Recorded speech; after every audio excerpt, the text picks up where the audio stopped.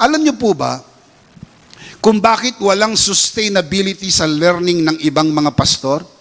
Because they just only got the lesson and they never got the revelation.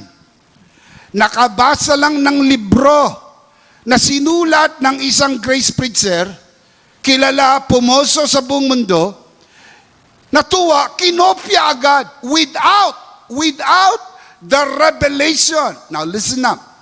Hindi ko po minamali at minamasama that we can read books. Praise God for all the books. Ang inyong abang lingkod ay nagsulat ng mahigit sa 100 titulo ng mga babasahin.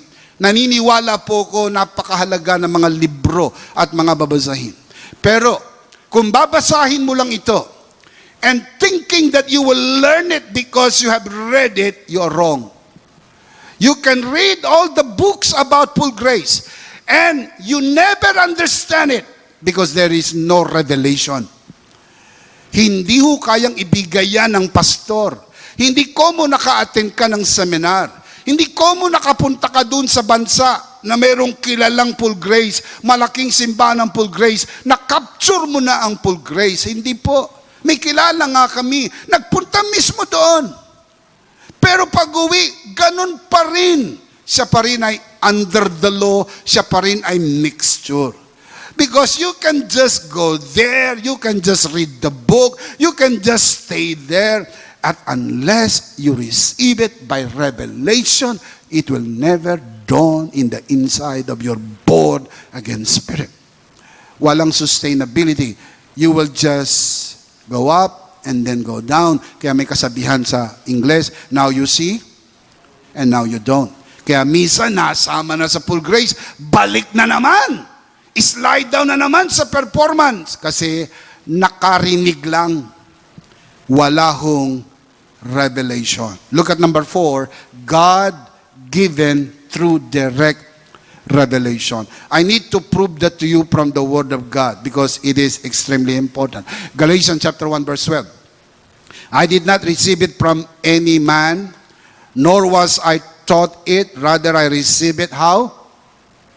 How did the Apostle Paul receive the message of grace? By revelation.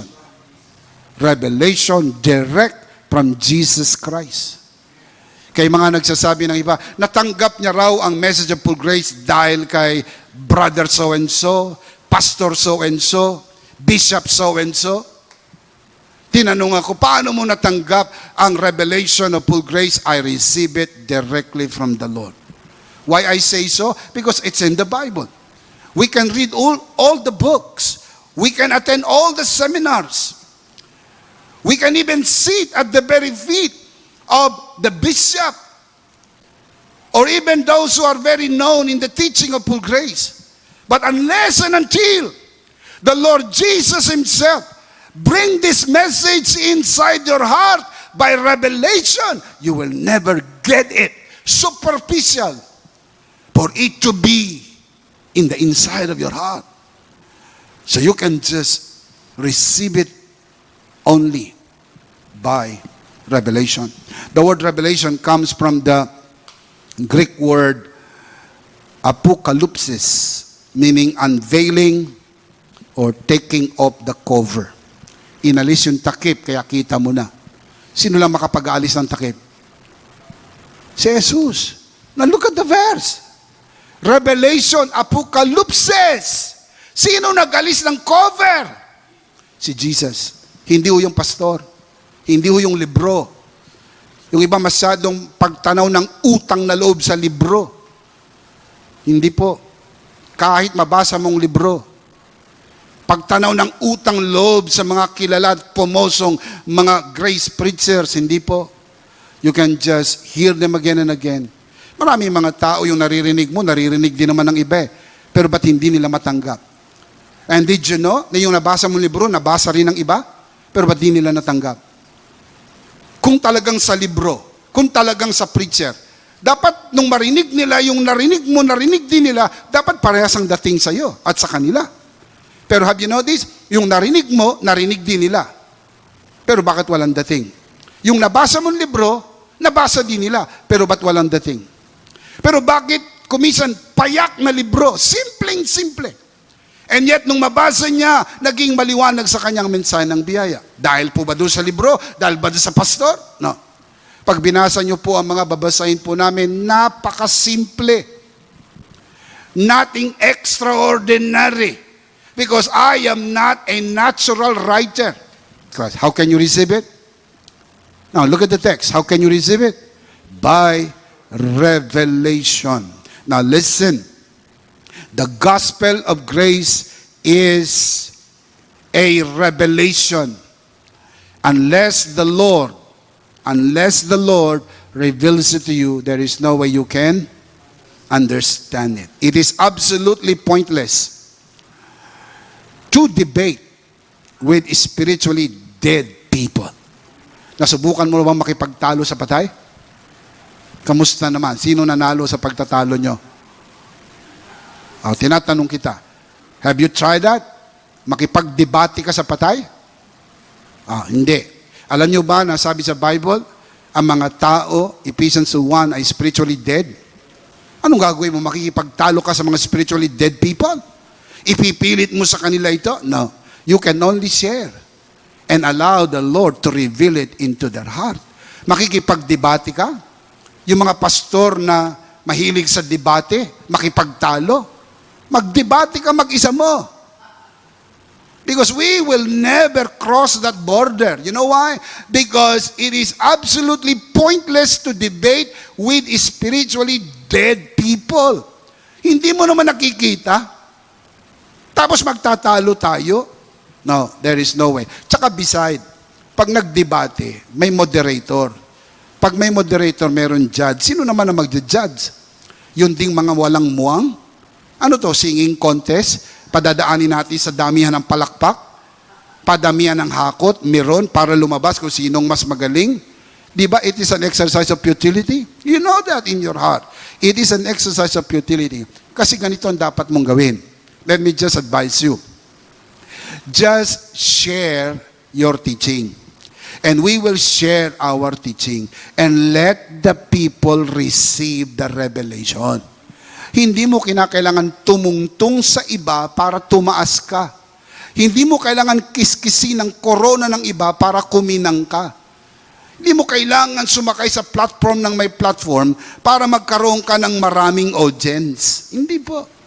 Now, God has given us this platform and we are forever grateful to God. Salamat sa Panginoon. Ito pong platform na ito ay grace ni God, so we can share the gospel of grace hindi lang sa Pilipinas kundi sa maraming bansa. Pero hindi mo kailangang patunayan mali ang iba para lumabas kang tama. Hindi po. Kailangan mo lang sabihin ng sarili mong tama ka at ang makakapakinig sa iyo ang magsasabi kung tama ka o mali ka. Pero hindi pwedeng sabihin mo, mali sila, tama ka, lalabas mga kapatid, malakas ang tama mo. Sapagkat ikaw ang tama. Ingat po, ang tama ay ang salita ng Panginoon. Kaya malakas ang tama ng salita ng Diyos sa iyo eh. Dahil ang salita ng Diyos pag dumating sa iyo, hindi ka na katulad ng dati. Nagbago ka na sapagkat makapangyarihan ang salita ng Diyos. John 17:17, thy word is truth. Can you say amen? Now, having said this, look at John 6:63. Can you show that on the screen? John 6:63. The Spirit gives life, the flesh counts for nothing. The words I have spoken to you are spirit and they are life. See, the Word of God is Spirit. Kaya hindi po siya natural. Kaya hindi ko mo matalino ka, Dean's Lister ka, honor student ka, college graduate ka, meron kang masters, you will understand it. Di ho? Si Nicodemus, matalinong tao eh. Kinausap ni Jesus isang gabi, sabi ni Jesus kay Nicodemus, you must be born again. Yung matalinong mama ang sabi, paano yun? Kailangan ba pumasok ulit ako sa tiyan ng nanay ko? O isipin mo, mantakin mong maisip niya pa yon? Tinatanong kita, paano nag-cross ang mind niya? Alam niya, Hindi pwede yun. Ikaw na nanonood sa broadcast na to, alam mong hindi pwede yun. Pag lumabas ka na sa tiyan ng nanay mo, hindi ka na makapasok uli. O, ang tagal mo pinag-isipan, di ba? Totoo. Pero bakit nasabi ni Nicodemo yon? Kailangan, paano ito? How can this be? Paano? Papasok uli sa tiyan ng nanay para ipanganak na muli. Sa makatwid, ang matalinong mama, membro ng Sanhedrin, hindi naintindihan yung you must be born again. You know why? That is a spiritual message that you can only process and understand in your born again spirit, and in your spirit you understand what it is to be truly born again. Let me show you. 1 Corinthians chapter 2 verse 14. The man without the spirit, meaning not born again, does not accept the things that come from the Spirit of God. For they are foolishness to him, and he cannot understand them because they are spiritually discerned. This is powerful. Look at the diagram. You see, binanggit po yung things, they, them, they, referring to things of the Spirit. Look at the description, does not accept the things from the Spirit of God. Who? Sino tinutukoy na hindi tumatanggap ng mga bagay na espiritual? Yun pong taong walang espiritu ng Panginoon. Next, they are foolishness to him. Next, he cannot understand them. Why? Because they, spiritual things, are spiritually understood or discerned. It is in the Bible. Let me give you an example. Matthew chapter 16, verse 13, following verses. When Jesus came to the region of Caesarea Philippi, he asked his disciples, "Who do people say the Son of Man is?" He just did a survey. Tinanong niya ang kanyang mga alagad. Verse 14, they, the disciples, replied, "Some say John the Baptist, others say Elijah, and still others Jeremiah, or one of the prophets. But what about you?" He asked, "Who do you say I am?" He was asking his disciples. Look at verse 16. Simon Peter answered, "You are the Christ, the Son of the living God." Look at verse 17. Jesus replied, "Blessed are you, Simon, son of Jonah, for this is a demonstrative pronoun referring to what he said in verse 16. Ano sinabi niya sa verse 16? You are the Christ, the Son of the living God, was not revealed to you by man. Did you get that? Was not revealed to you by man, but by my Father in heaven. Di ba ganyan din yung sinabi ni Apostle Paul regarding the gospel? Not man-made, not man-taught. I did not receive it from man. What? The gospel of grace. Ganon din nasabi ni Jesus kay Peter, you did not get it by man. It was not given to you or handed to you by man. Because Jesus Christ is the gospel. The gospel is Jesus Christ because Jesus Christ is the good news. The good news is grace. Grace is Jesus. Jesus is the gospel of grace. Revealed to you. Not by man, but my Father which is in heaven. Now, examine po natin yung word na revealed. Ang Greek word na ginamit ay apokalupto. Now, this is the verb form. Yung apokalupsis, that is the noun form. Apokalupto, to unveil, taking off the cover, meaning given in full view or given a full understanding. You can only understand who Jesus Christ is by revelation. Kita niyo po yung mga tao, parehas naman Biblia ang binabasa natin pero hindi nila makita ang pagka-Diyos ni Kristo. Have you noticed that? We are using the same Bible but they cannot see the deity of Jesus Christ. How about John 1:1? In the beginning was the Word, and the Word was with God, and the Word was God. How about John 1:14? And the Word became flesh and dwelt among us. We beheld His glory, the glory of the only begotten of the Father, full of grace and truth. How about the word begotten from the Greek word monogenes, mono single, genis life, single life. The life of the Father, the same life of the Son. If the Father is God. It follows the Son should be God because they shared the same life, monogenes. How about First Timothy chapter 3 verse 16? Great is the mystery of godliness. God was manifested in the flesh. How about Colossians 2:9? That in Christ dwelleth the fullness of the deity in bodily form. The word deity comes from the Greek word theotes, meaning the qualities of being God.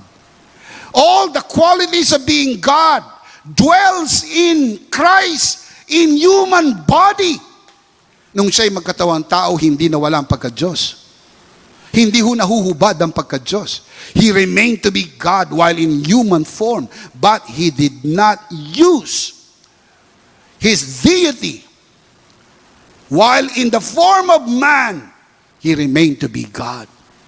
Because His deity was always there and will always be there. Hindi naman nahuhubad ang pagka-Diyos.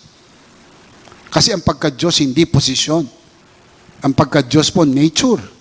It is the very nature, God. He became flesh. Pero alam niyo po, I just said that to let you know, we can give all the verses. We can give all the verses.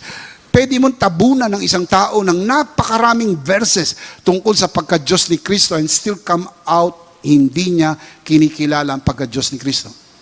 Same thing. We can give all the verses regarding the gospel of grace and still come out rejecting the gospel of grace. You know why? Because at the end of the day, it is not how you explained it.